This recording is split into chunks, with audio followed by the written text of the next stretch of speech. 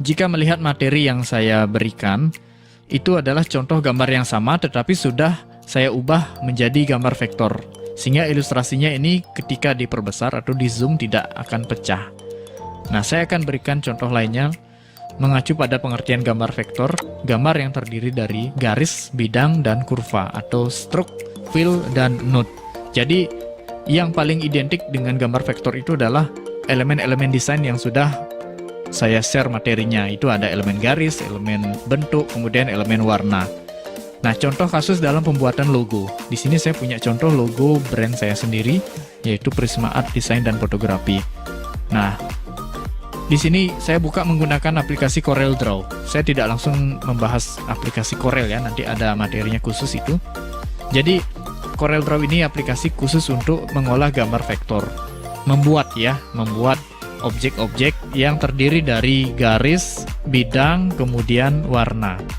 Nah, kemudian menjadilah sebuah gambar. Contoh adalah pembuatan logo.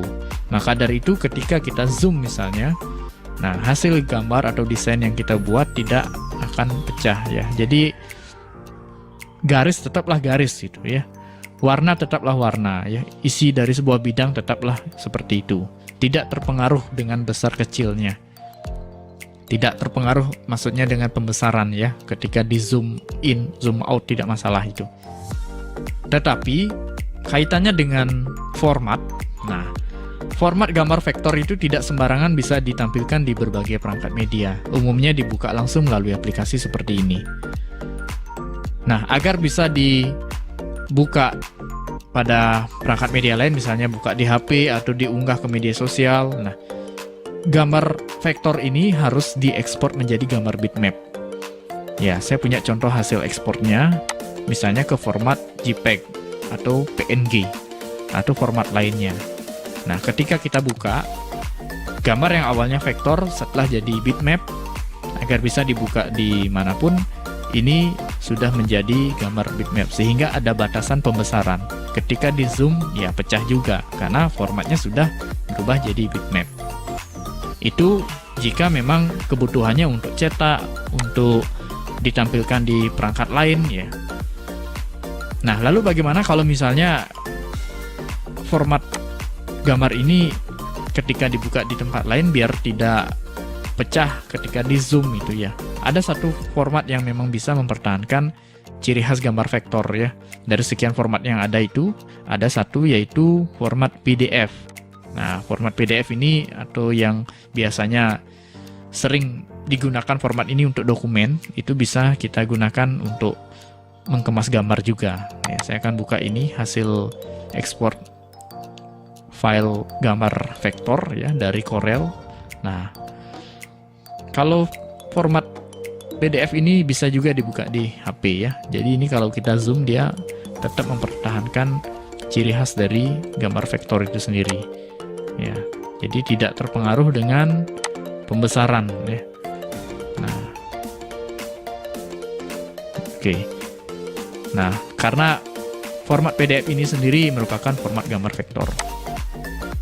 Selain PDF ada SVG, ada WMF, dan lain sebagainya. Nah, itu contoh kasus kalau logo. Lalu bagaimana kalau misalnya foto? Nah, saya akan tunjukkan di sini. Nah, ini contoh foto saya sendiri. Yang sebelah kiri ini adalah foto yang memang ini gambar bitmap. Kemudian sebelah kanan adalah hasil tracing namanya ya. Kalau di Corel itu ada fitur untuk mengubah bitmap menjadi vektor. Nah, jadi bisa dilihat dari sini perbedaannya antara bitmap sama vektor. Nah, kalau bitmap itu lebih kaya warna ya, sehingga gradasinya natural. Ya, warna kulit itu tidak hanya coklat saja, bisa saja warna coklat gelap, coklat terang gitu. Nah, kalau gambar vektor, nah warna coklat hanya satu saja, coklat muda ya coklat muda, coklat tua ya coklat tua gitu. Ya, tidak bisa mewujudkan gradasi yang real seperti aslinya.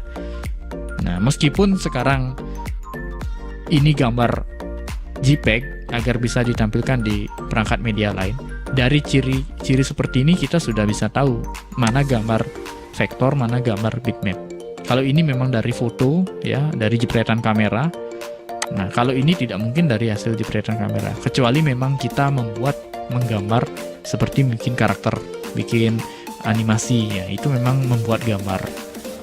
Makanya gambar vektor itu identik dengan elemen desain ya, yang awalnya terbentuk dari garis, kemudian bidang, kemudian ada elemen warna, nah semua saling mengisi.